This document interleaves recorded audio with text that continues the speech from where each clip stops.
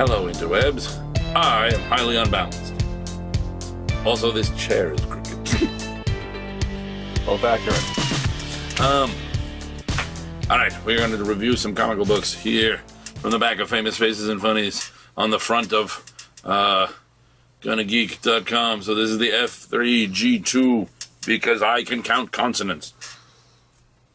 Should just call it a very alliterative comic review. Except oddly that wouldn't be alliterative. So be truthful and yet a lie at the same time. Anywho, let's start with my new favorite comic book ever. The Terrifics. Yeah. Yeah. Jeff Lemire, Ivan Rice, Joe Prado. What? And, I don't know. Oh, you're going to hide the information on the back again, you sons of bitches. And I do. I know they do this to me all the damn time. They're like, and Marcelo Miolo is the colorist. Tom Napolitano on letters.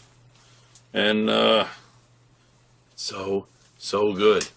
It's so good. First off, Mr. Terrific is like, he's like one of the smartest men in the DC universe, and he's about to be out of his league because he's going to be surrounded by varying degrees of instability.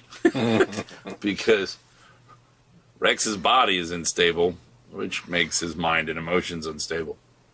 So that's Metamorpho. And then Eel, Plastic Man's body is unstable, and that makes his mind and emotions unstable.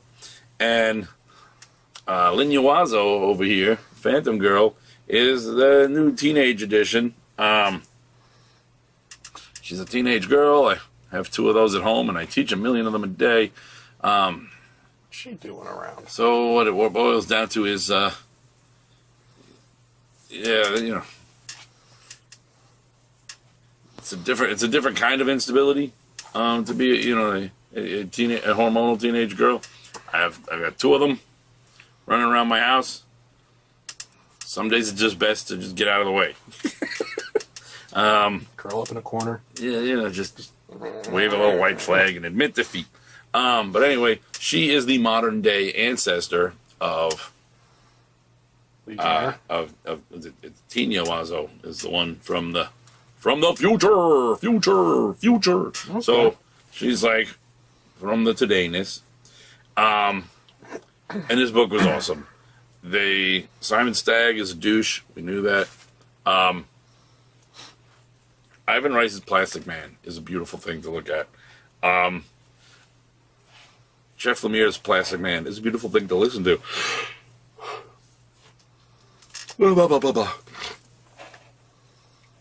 And all of this is just a beautiful come together. Beautiful to look at. Fun to read. Not like over the top fun. It's effective fun. It's fun and funny when it needs to be, and serious enough to, to keep it all moving. It's your new favorite book. Go read it. Teen Titans Evicted, as things boil down to the inevitable cancellation of this run, and then it and Super Sons is going to be relaunched as part of the young adults line of DC books. So I don't know what that means for continuity or how that works, but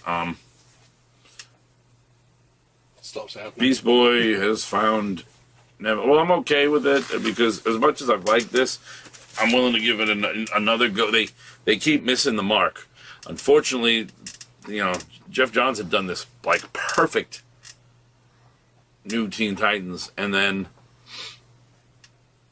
he left the book to become bigger involvement in all things, and it kind of lost track, then tried to find its track, has been re-looking for its footing ever since, and did not hold well through the new 52. So this is much closer to what it should be, but there's something not quite grabbing it. So I'm willing to give it another go. We'll keep looking. Darth Vader gets his iconic lightsaber. Whoa. He built his first lightsaber by using just taking the hilt of the lightsaber from the Jedi he killed. Now he has to build his own because his got destroyed. And we get that iconic lightsaber that even the Emperor says is it suits you more. Meanwhile, there's a hit coming out to kill him that comes from Coruscant.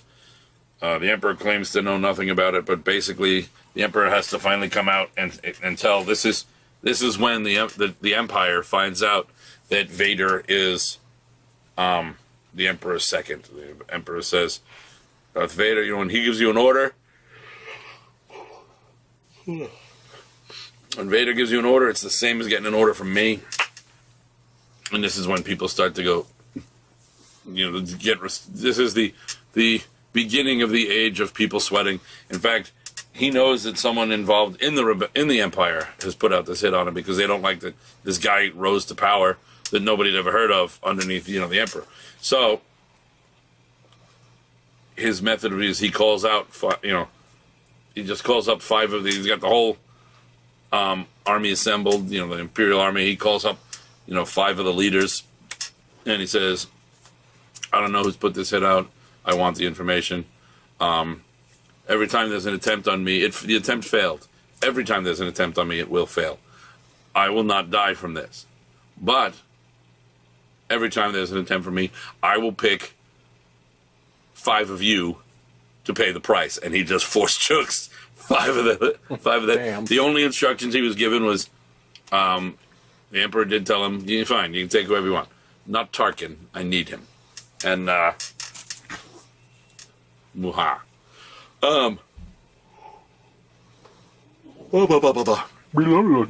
Booster shot. Superman Action Comics. Oh, Dan Jurgens getting ready to do his swan song on action as Bendis is getting ready to usurp all the super books. Skeet steals the body of an Eradicator. So that's kind of cool. Booster and Beetle are able to fight their way off and get back to now. They get back to now just after the events of last issue. Superman rushes off, realizing Lois is in danger, and Skeets reads the thing saying, no, he's not going to get there in time. Lois and her father were just shot and killed in the, jungle or whatever. Booster breaks his own rule, goes back in time, and saves Lois and her dad because he's like, look, Superman watched and found out that, yes, a blue light does take Jor-El away. So it would appear that, yes, Mr. Oz is, in fact, Jor-El. But as he watches his father getting whisked away, his whole world die, he literally watches his mother consumed by the flames of his dying homeworld. And Booster's like, yeah, he just watched his world torn apart, his family torn apart. His mother actually died in front of his eyes. There's no way I'm letting him come home to know Lois. So that was cool. Detective Comics 975, The Trial of Batwoman. Batwoman's officially joining up with Daddy. The rest of the team is still in a shambles based on Batwoman's killing of Clayface. It becomes clear that Batman had his own agenda that wasn't quite Tim's Bat Utopia for putting this team together. And as with all things that involve the Bats, good times are followed immediately by tragedy and mistrust. Saga! We're all completely fucked. I think I missed a couple issues. Probably. I love Prince Robot more and more, mostly because he literally can't keep his emotions off his face. Like when you're having a sexual affair with Petra, and it's just supposed to be all of that, and the screen flashes in the I Love Lucy logos, I love you. And she's like, what the fuck did you say? She's like, forgive me, did you? And he's like, your dumb face just told me you love me.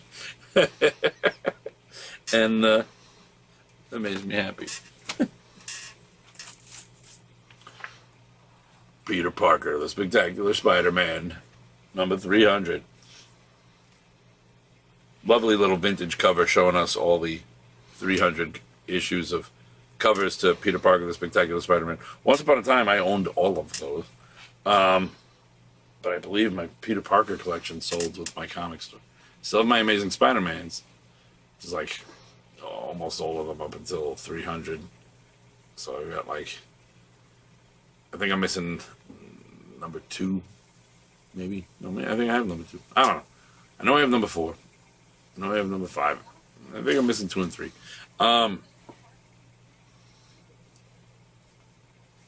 Maybe I'm not. Whatever. It doesn't matter. I'm turning into like an old person telling a story that doesn't matter and asking people about details that nobody around me is going to know.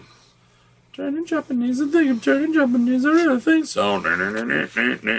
So this ends with the time travel that will involve... I love J. Jonah Jameson knowing who he is, and that's also happening. That's followed over into Spider-Man.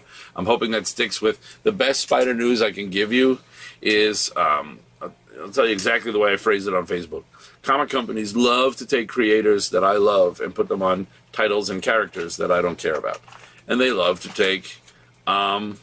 creators I don't care about and put them on titles and characters I love. But every now and then they do something like Marvel just announced the new Fresh Start Amazing Spider-Man team. It will be written by Jeff Lemire, who I have a love-hate relationship with, but one of the things that falls under my I totally love it that Jeff Lemire wrote was the Superior Foes of Spider-Man. So this is, they'll be there, and this will include Spider-Man. So that's already off to a good start. But the artist, the new artist on Marvel's Amazing Spider-Man, starting with the Fresh Start Amazing Spider-Man #1, is Ryan Invincible Otley. I already looked at the preview art, and I had to change my undies. Which turned out to not be invincible. Last Flash standing. Barry's kind of a dick when he loses his power, and he keeps telling everybody, "Oh, I have faith in you guys, but we need my powers, or we're never going to beat anybody." Which is the opposite of having faith. So yeah, you can see how it's called the perfect storm, and it's leading up to the Flash War. You can see that there are some problems. Wow. The Invincible Iron Man. I read this, and I don't remember anything that happened in it because it mostly confused me because I hadn't read much of it. I know that I liked the Doctor Doom parts because I really liked Doctor Doom as Iron Man. Labyrinth starts in the beginning of the movie and has Jareth, is kind of pissed at one of the